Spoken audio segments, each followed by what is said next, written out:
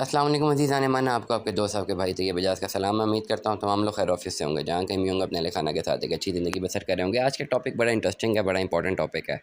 जो high rise market में आजकल जो आए हुए हैं डिफरेंट, जिस पे जी आपको अच्छी खासी बहुत ज़्यादा रेंटल वैल्यूज़ जो हैं ऑफ़र हो रही हैं। रेंटल वैल्यू ऐसी ऑफ़र होती हैं कि इंसान सुनते साथ ही जो है वो दंग रह जाता है, और एक लालच का एलिमेंट दिल में ज़रूर जागता है कि यार ये मैं इन्वेस्टमेंट कर देता हूँ यहाँ पे, और ये मुझे हर महीने जो है रेंट भी आता रहेगा, मेरी इन्वेस्टमेंट भी सेफ़ रहेगी।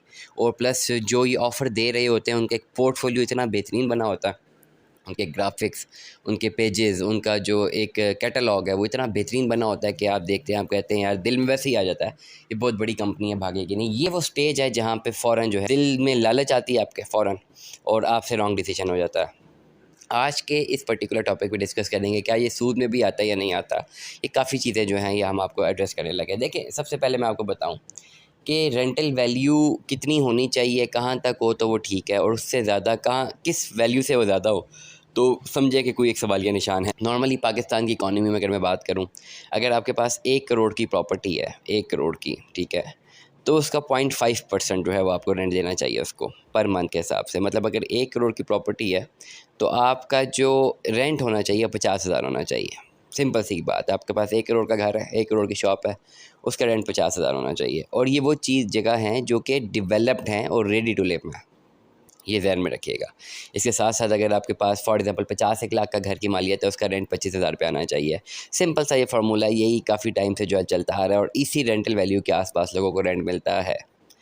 रेंट किस चीज़ का आपको मिलता है? जो चीज़ अवेलेबल हो। और अगर हम इसको थोड़ा सा जो है खाली हम रिलीजियस पॉइंट ऑफ व्यू पे नहीं देखते, एक मॉरल पॉइंट ऑफ व्यू पे देखते हैं, तो बात यही समझ आती है कि कोई चीज़ आपके पास रेंट, किसी चीज़ का रेंट आपको तब मिलता है जब वो टेंजिबल प्रॉपर्टी ऑन ग्राउंड मौजूद हो। फॉर एग्जांपल मेरे पास अपना एक घर अगर है, तो वो घर मौजूद है तो मैं उसको रेंट पे दे सकता हूँ ना, फिर रेंटल वैल्यू आएगी। जब हम इस चीज़ को मेटाफोरिकली थोड़ा शिफ्ट करते हैं कि घर है ही नहीं, आप एज्यूम कर लें कि घर है और आप पैसे दे दें, और अजम्पशन पे आप कंसिडर कर लें घर है, वो एक्चुअल जगह पे मौजूद नहीं है, अभी उसकी फाउंडेशन बनी है, बनेगा नहीं बनेगा नो वन नोज़, लेकिन एक कागज़ में आपको वो घर मिल गया है और उसकी रेंटल वैल्यू आपको मिल रही है और फिक्स वैल्यू मिल रही है, तो बहुत सारी डिबेट्स के मुताबिक ये इंटरेस्ट में आता है। अब जब आप किसी भी ऐसी कंपनी आपको जो ऑफ़र करती है, आप उसकी टर्म्स एंड कंडीशंस देखें। अगर आप इमारात जैसे ग्रुप की टर्म्स एंड कंडीशंस देखते हैं, ठीक है, उसमें जब आपकी इन्वेस्टमेंट्स सीख करने के लिए वो उनकी डिफरेंट प्रोजेक्ट्स हैं, उनमें हमने भी व्लॉग्स किए हुए हैं, अमेज़न मॉल के भी देख के भी किए हुए हैं। जब उनके आप टर्म्स एंड कंडीशंस पढ़ें तो बड़ी चीज़ें बहुत क्लियर है, वो जब बहुत क्लैरिटी उनमें आ जाती है, प्लस उनकी रेंटल वैल्यू भी बहुत कम है as compare to other projects in the market, तो थोड़ी बहुत बात समझ आती है कि हाँ यार, ये जो टर्म्स एंड कंडीशंस हैं उससे साफ पता लग रहा है कि एक एग्रीमेंट है, और इस एग्रीमेंट पे प्रॉपर्टी जो है वो हमारे सिर्फ नाम पे है, लेकिन उसके एसेस हमारे पास नहीं है। To some extent terms and conditions पढ़ के समझ आ जाती है कि ये कोई इंटरेस्ट इसमें इन्वॉल्व नहीं है। मैं अगेन रिपीट करूँगा कि इमारात और जो बड़े प्रोजेक्ट्स हैं उनकी टर्म्स एंड कंडीशंस पढ़ के समझ आ जाती है कि इनमें इंटरेस्ट इन्वॉल्व नहीं है। बट फिर भी मैंने हमेशा अपने व्लॉग्स में बोला है कि डिबेटेबल है इंटरेस्ट का फैक्टर। आप अपने कंसर्न जो है किसी भी रिलीजियस स्कॉलर से कंसर्न करके अपनी इन्वेस्टमेंट करें। इस पर्टिकुलर सिनेरियो में मेरी रिलीजियस जो है वो फाइंडिंग शायद इतनी ना हो कि मैं प्रॉपर्ली गाइड कर सकूं, लेकिन अपने कंसर्न रिलीजियस स्कॉलर से ज़रूर कंसल्ट करके बड़े प्रोजेक्ट्स में इन्वेस्टमेंट करते वक्त ये टर्म्स एंड कंडीशन भी पढ़ लें, अपने रिलीजियस स्कॉलर को दिखा भी दें, और दिल मुतमईन होता है तो इन्वेस्टमेंट करें। लेकिन इसके साथ साथ जो बड़े मुख्तलिफ प्रोजेक्ट्स आजकल मार्केट में आए हुए हैं कि जी 1 करोड़ पे की आप शॉप खरीद लें हमसे, हालांकि वो शॉप बनी नहीं होती है।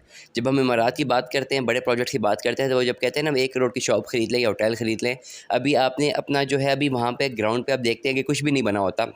आप अपना प्रोसेस इनिशिएट करते हैं, आप अपनी इन्वेस्टमेंट कर भी देते हैं, तो 6 महीने में आप देखते हैं कि आपको बेहतरीन जो है वो आपको कंस्ट्रक्शन वहाँ पे नज़र आ जाती है। अभी मॉल ऑफ़ अरेबिया था, if I am not wrong, mall of Arabia, ये मुझे एक्चुअली इसका नाम भूल गया है, जो अभी एग्जिस्टिंगली आया था, ये मेन सोहान रोड पे, मेन एक्सप्रेस वे पे, आज से कुछ टाइम पहले। और जब उसकी बुकिंग्स चल रही थी या उसके बारे में मार्केटिंग हो रही थी, तो मैंने वहाँ पे सिर्फ साइट देखी थी कि वहाँ पे लिखा हुआ था कि जी यहाँ पे ये पर्टिकुलर इस मॉल की साइट है। कुछ दिनों पहले मेरा विजिट हुआ तो मैं इतनी बड़ी आलीशान बिल्डिंग देख के दंग रह गया कि इतनी तेज़ी में इतनी तेज़ डेवलपमेंट हो गई। मतलब ये कि जिन लोगों ने अपनी इन्वेस्टमेंट्स की 5-6 महीनों के अंदर अंदर वो चीज़ बन के सामने भी आ गई है।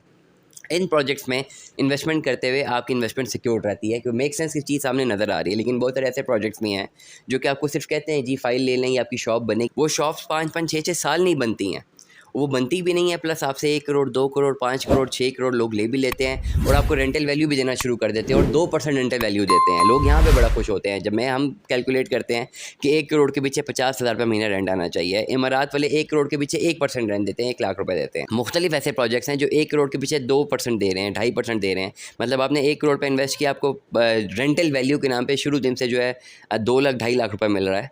आप सिर्फ इस चीज़ को एनालाइज़ करें कि क्या वो पैसे वाकई किसी रेंटल वैल्यू से आ रहे हैं, क्योंकि जिस जगह पे आपने इन्वेस्टमेंट की वो जगह बनी तो है नहीं, तो वो कंपनी को उसका रेंट तो आ नहीं रहा। अगर कंपनी को रेंट आ भी रहा होता तो 50,000 आ रहा होता, 1 लाख आ रहा होता, आपको 2.5 लाख मिल रहा है। तो आप इस चीज़ की ज़रूर यकीन दहानी करें कि कहीं वो जो 2-2.5 लाख रुपए आपको जो मिल रहा है वो कहीं आपके अपने पैसों से तो नहीं मिल रहा कि 2 करोड़ 2.5 करोड़ जो आपने इन्वेस्ट कर दिया है आपको 2-2.5 लाख रुपए मिल रहा है महीने का और 8-10 महीने मिलेगा, उसके बाद हो सकता है अल्लाह ना करे कि वो डेवलपर ही गायब हो जाए मार्केट से। तो इस तरह की चीज़ों में हमेशा याद रखिएगा कि हाई राइजेस में बहुत सारे लोग जो हैं ये 2% 3% या 2.5% रेंटल वैल्यू के चक्कर में अपना करोड़ों रुपये डुबो देते हैं। बहुत सारे ऐसे केसेस सामने आते रहते हैं। गुलबर्ग ग्रीन का भी ऐसा कोई केस बहुत टाइम पहले जो है कुछ टाइम पहले वो आया है। काफ़ी ज़्यादा ऐसे केसेस आते रहते हैं, इसलिए तमाम तर लोग मैं ये कहूँगा कि लालच में आके अपना पैसा ज़ाया मत करें, बड़े प्रोजेक्ट्स की तरफ चले जाएँ, रेंटल वैल्यू वहाँ पे कम है, या इस पर्टिकुलर सिनेरियो से आउट ही हो जाएं। अगर आपके पास 1-1.5 करोड़ पे, आप बेशक छोटा सा घर ले लें, उसको 40-50 हज़ार रेंट पे लगा दें, ना लगाएं 2 लाख रेंट पे,